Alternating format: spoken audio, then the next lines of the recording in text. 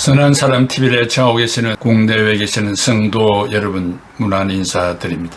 시대가 종말을 향하여 급변하고 있습니다. 여러분이 이스라엘에 가면 마사다 언덕을 오르는 성지 순례의 한 테마이기도 합니다.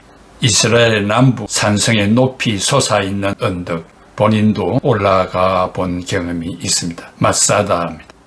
2000년 전에 나라를 끝까지 지키기 위해서 960명이 그곳에 올라가 이스라엘을 지탱하려고 노력했지만 비극적인 최후를 다 맞고 말았습니다. 그리고 2000년의 세월을 견디고 오늘을 준비해온 민족, 바로 유대인입니다. 무엇이 그들을 이렇게 특별한 민족으로 만들었겠습니까? 지난 5월 미국 워싱턴에 있는 컨벤션 센터에 미국에 살고 있는 유대인 2000명이 모였습니다. 거기에는 거의가 다 청장년들이었습니다. 이스라엘 국가가 어려움에 처한다는 이야기를 들었기 때문입니다. 거기에서 우렁찬 노래소리가 울려 퍼졌는데 그것은 이스라엘 민족의 애국가입니다. 히브리어로 그들이 부르지만 그 뜻은 희망이라는 애국가였습니다. 유대인들은 세계 각처에 흩어져 살면서 이 노래를 애창하고 있습니다.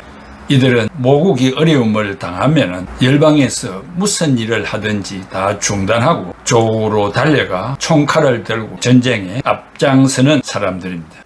거기에 미국 상원의원 절반 이상이 참석했고 바이든도 참석했으며 오바마 정부의 요인들도 참석했습니다. 이 팔레스틴의 싸움이 확대되지 않기를 우리는 힘써 기도해야 하겠고, 이 이스라엘의 움직임이 세상 종말을 상징하기 때문입니다. 모든 열방이 정신을 차리고 세계의 움직임을 영적으로 신앙적으로 바라볼 수 있는 기회가 되면 좋겠습니다. 서론적으로 좀 길게 말씀을 드렸는데 오늘은 신약의 중요한 핵심 3가지를 강론하겠습니다. 하나님께서 우리에게 일반 계시를 주셨고 그것으로 하나님을 찬양하며 살도록 하셨는데 아담하와가 범죄 타락함으로 특별 계시를 주셨습니다. 그것이 신구약 66권의 말씀입니다. 이것을 주신 이유가 자연 계시로는 예수 그리스도의 탄생과 죽으심과 성천과 부활과 재림을 알릴 수가 없었기 때문입니다. 특별히 신약 27권 중 복음서인 마태복음과 마가복음과 그리고 누가복음의 핵심 주제는 무엇보다도 중요합니다.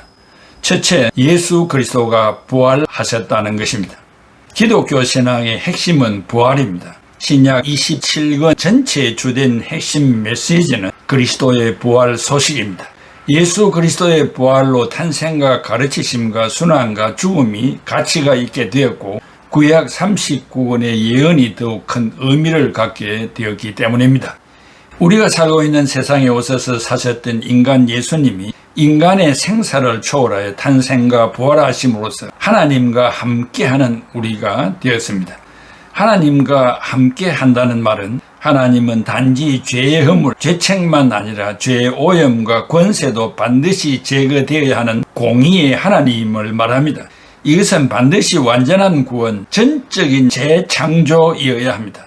자신의 완전한 희생에 근거한 이러한 구원을 달성하고 초래하기 위해 그리스도는 아버지 우편에 높이 올려졌습니다. 구원의 적용은 이중적입니다. 그리스도로 말미암은 구원은 죄와 그 결과로부터의 구원입니다. 그리스도는 단지 우리의 허물, 죄책과 징벌을 짊어졌을 뿐만 아니라 우리 대신에 율법도 완수하셨습니다. 따라서 그리스도의 유익을 적용하는 것은 반드시 칭의, 사죄의 확신과 영생에 대한 권리만이 아니라 성화, 그리스도를 본받는 갱신도 포함해야 합니다. 하나님은 은혜 언약 가운데 제공하는 모든 유익은 그리스도를 통하여 그리고 그리스도로 인하여 제공합니다. 하나님은 처음부터 끝까지 그리스도를 통하여 구원의 역사를 이루셨습니다. 그리스도가 구세주이신 까닭은 그가 단지 우리의 죄를 위해 죽었을 뿐만 아니라 그 뒤에 또한 부활하시고 성천하여 이제 성귀 혹은 성천한 구주로서 자기 교회를 위해 기도하시기 때문입니다. 성귀라고 하는 것은 그리스도께서 가장 낮은 인간의 자리로 자기를 낮추시고 인간의 구원 역사를 온전히 이루신 후에 다시 신적인 본래의 위치로 돌아가신 것을 말합니다. R. 로데는 말하기를 신자들은 또한 객관적으로 그리스도와 더불어 그리스도 안에서 죽었고 십자가에 못 박혔으며 장사 지낸 바 되었고 다시 살아 하늘에 앉아 있다고 말했습니다. 그리스도가 자신을 거룩하게 하신 것은 자기에게 속한 자들도 진리 안에서 거룩하게 되기 위함이었습니다. 예수 그리스도는 인간이 죄를 범하여 영 죽었던 자들을 다시 살리려 먼저 그리스도가 부활하신 것입니다.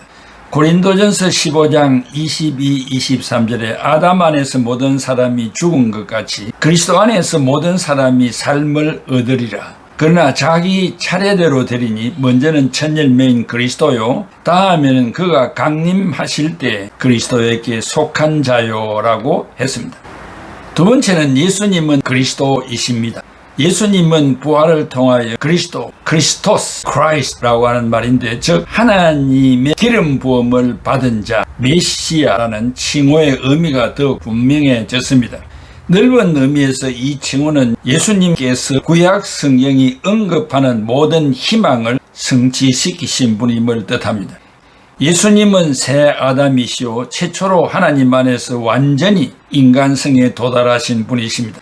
예수님은 또 세상 모든 민족이 받게 될 축복의 중재자인 아브라함의 후손이시며 죽음에서 생명으로 넘어가는 최종적 파스카 즉 유월절로 인류를 인도하는 새로운 그리스도이십니다.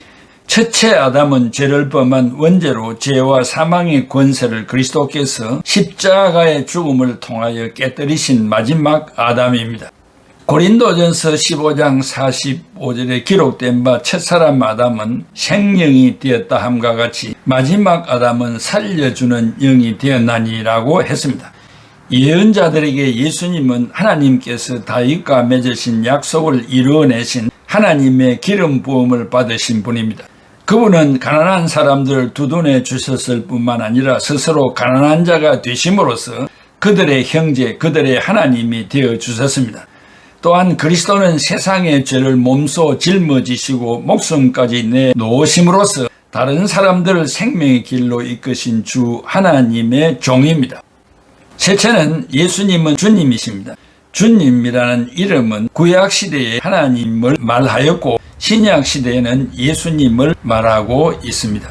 출애굽기 20장 7절에 너는 네 하나님 여호와의 이름을 망령되게 부르지 말라. 여호와는 그의 이름을 망령되게 부르는 자를 죄 없다 하지 아니하리라 했습니다. 제3계명을 엄격히 지킨 성경을 찾아보면 레위기 24장 16절에 여호와의 이름을 모독하면 그를 반드시 죽일지니 온 회중이 돌로 그를 칠 것이니라. 거류민이든지 본토인이든지 여호와의 이름을 모독하면 죽일지니라. 이스라엘 백성들이 바벨론으로 포로로 잡혀간 이후에는 거룩한 이름인 여호와를 멋대로 부르는 불경죄를 범하지 않기 위하여 대용 명칭이 사용되었습니다. 그 중에 하나가 주님, 큐리오스, 로드, 히브리어는 아도나이라는 단어가 사용되었습니다. 신약 성경의 복음서 외에 다른 성경들도 예수님에 대해서 언급하면서 예수님은 위대한 스승이나 비범한 예언자의 모습을 전해주고자 하는 것은 아니었습니다. 그 이름은 그리스도가 오시기 전에는 하나님 한 분께만 쓰이던 주님이라는 이름이 예수님에게 적용되었습니다. 그러므로 하나님의 모든 권능과 권위를 지니신 그리스도께 모든 피조물은 마땅히 순종해야 하는 것입니다. 때로는 기도 시에 주님이라고 부를 때 누구를 부르는 것인가 생각할 때가 있을 것입니다. 기도의 대상은 하나님이시고 그 기도를 그리스도의 이름으로 기도해야 상달이 되는 것입니다. 때로는 성령님도 주님이 되십니다. 이 세 가지는 신약 성경 전체를 관통하는 신앙의 핵심이며 부활하신 주님께 부름받은 교회의 무상으로 주어진 선물입니다. 주님이신 예수님께서 지상교회 안에서 그리고 이 지상교회를 통해서 받은 사명을 지속적으로 수행해 나가시면서 죽음과 부활의 신비를 나타내 보이십니다. 우리가 신약 성경 안에 예수님을 알게 되는 것도 교회를 통해서 배우고 그리스도와 하나 되어 하나님과 일치를 이루면서 그 생명과 승리의 기쁨을 함께 나누게 되는 것도 이 교회 공동체 안에서 맛보게 됩니다. 신약 성경을 단지 학문적으로 열심히 연구한다고 해서 그것이 신앙인의 삶을 대신할 수는 없습니다. 그렇다고 우리가 고백하는 신앙이 이성을 도외시한 맹목적인 것이 되어서도 안 됩니다. 오늘의 말씀의 중심은 성경을 무조건 읽는 것이 아니라 성경 전반에 흐르는 중심키가 이 세 가지라는 사실을 명심하면 좋겠습니다. 사랑하는 애청자 여러분, 여러분은 성경을 몇 번이나 읽었습니까? 하루에 또 몇 장이나 읽고 계십니까? 성경 구절을 얼마나 암송하고 있습니까? 이 모든 것의 흐름이 오늘 여러분에게 교리적인 원론을 말씀드린 이 세 가지가 흐르는 말씀이라는 사실을 명심해야 하며, 이 세 가지의 원리를 염두에 두지 않고 성경을 읽는다면 그것은 소설을 읽는 것과 별 다름이 없을 것입니다. 오늘 주신 이 말씀을 거듭 반복 읽으시고 아름다운 신앙의 기초 지식이 되기를 중심으로 바람하지 않습니다. 기도하겠습니다. 고마우신 아버지 하나님, 은혜와 사랑을 감사합니다. 오늘 우리에게 귀한 말씀 주셨습니다. 이 말씀을 명심하고 성경을 펼칠 때마다 이 세 가지를 떠오르면서 성경을 읽게 하시고 의미를 찾게 하시고 거기에서 결단하게 하시고 그 좋은 열매를 성삼위일체 하나님에게 돌리는 애청자들이 되게 하여 주옵소서. 예수 그리스도의 이름으로 기도하옵나이다. 아멘.